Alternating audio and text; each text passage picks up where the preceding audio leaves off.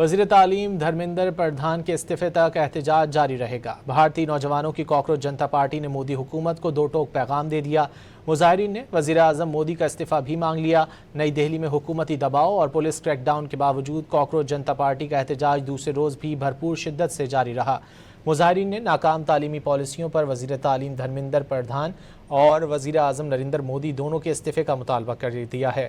منگل کو بھی سینکڑوں مظاہرین بھارتی ریاستی دباؤ کو مسترد کرتے ہوئے نئی دہلی کے جنتر منتر احتجاجی مقام پر موجود رہے۔ پیر کو ہزاروں طلبہ، والدین، نوجوانوں اور سماجی کارکنوں نے حکومتی رکاوٹیں توڑتے ہوئے بھارتی پارلیمنٹ کی جانب مارچ کیا۔ پرامن مارچ کو طاقت سے روکنے کی بھارتی پولیس کی کوشش کے دوران اہلکاروں اور مظاہرین کے درمیان شدید جھڑپیں ہوئیں۔ بھارتی پولیس نے آنسو گیس اور وحشیانہ لاٹھی چارج کا بے دریغ استعمال کیا، جس سے تقریباً 180 افراد زخمی ہوئے۔ بھارتی پولیس نے خواتین، نوجوانوں اور پرامن شرکاء کو بھی ریاستی تشدد اور صفاقانہ طاقت کا نشانہ بنایا۔ سی جی پی رہنماؤں کے وفد نے بی جے پی صدر جے پی نڈا سے ملاقات کر کے حکومت کے سامنے واضح مطالبات پیش کیے۔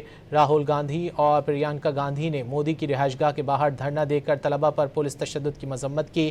راہل گاندھی نے مطالبہ کیا کہ وزیر اعظم مودی قوم سے معافی مانگیں۔ بالی ووڈ اسٹارز شبانہ اعظمی اور پرکاش راج نے جنتر منتر پہنچ کر مودی حکومت کے ظلم کا سامنا کرنے والے نوجوانوں سے یکجہتی کی۔ شبانہ اعظمی نے ٹرک پر سوار ہو کر مارچ میں شرکت کی۔ جنتر منتر پر احتجاج بدستور جاری ہے، تاہم مزید خونریزی سے بچنے کے لیے سی جے پی نے دوسرا پارلیمنٹ مارچ مؤخر کر دیا۔